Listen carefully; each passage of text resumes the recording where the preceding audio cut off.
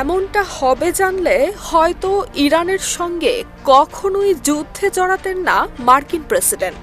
2 মাসেরও বেশি সময় ধরে চলা এই সংঘাত এখন যেন ট্রাম্পের গলার কাটা, যা তিনি না পারছেন গিলতে, না পারছেন উগরে দিতে। একই ইস্যুতে নিজ দেশেও হারাচ্ছেন জনপ্রিয়তা। এমন উভয় সংকটে এখন এক সরু সুতোয় ঝুলছে ট্রাম্পের রাজনৈতিক ভবিষ্যৎ। একদিকে ইরানের একের পর এক প্রস্তাব ফিরিয়ে দিচ্ছেন ট্রাম্প, অন্যদিকে হরমুজ প্রণালীর নিয়ন্ত্রণ কাজে লাগিয়ে গোটা বিশ্বকে নাকানি চোবানি খাওয়াচ্ছে ইরান। অমীমাংসিত এই লড়াইয়ে ধস নেমেছে বিশ্ব অর্থনীতিতে। জ্বালানি তেলের দাম হয়েছে আকাশচুম্বী, আর এতেই ট্রাম্পের বিরুদ্ধে ফুঁসে উঠেছেন মার্কিনিরা।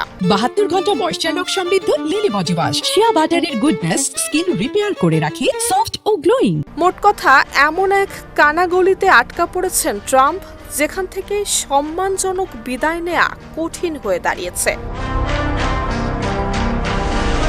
বিশ্লেষকরা বলছেন, যুদ্ধের অধিকাংশ লক্ষ্যই থেকে গেছে অপূর্ণ, যার চড়া মাশুল ট্রাম্প এবং তার দলকে গুনতে হতে পারে আসন্ন নির্বাচনে। সাম্প্রতিক জরিপগুলো বলছে ট্রাম্পের জনপ্রিয়তা এখন ইতিহাসের সর্বনিম্ন পর্যায়ে। তা যেন পরবর্তী নির্বাচনে রিপাবলিকানদের ভরাডুবির স্পষ্ট ইঙ্গিত দিচ্ছে।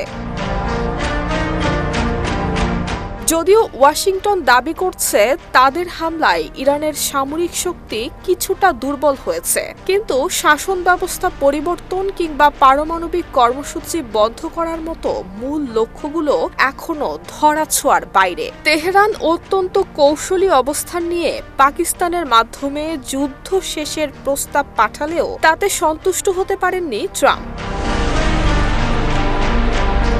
অন্যদিকে ইরান এখন বুঝে গেছে যুদ্ধের মধ্যেও তারা বিশ্ব অর্থনীতিতে ধাক্কা দেওয়ার ক্ষমতা রাখে। এই আত্মবিশ্বাস তাদের আরও শক্তিশালী অবস্থানে দাঁড় করিয়েছে। ট্রাম্পের হাজারো চাপ সত্ত্বেও ইরানি জনগণের মধ্যে দেখা যায়নি বিদ্রোহের কোনো লক্ষণ, বরং তারা এখন ট্রাম্পের রাজনৈতিক এবং অর্থনৈতিক সংকট আরও ঘনীভূত হওয়ার অপেক্ষায়। সব মিলিয়ে মার্কিন প্রেসিডেন্ট এখন এমন এক পরিস্থিতির মুখোমুখি, যেখান থেকে সম্মানজনক কোনো প্রস্থান খুঁজে পাওয়া তার জন্য প্রায় অসম্ভব হয়ে দাঁড়িয়েছে।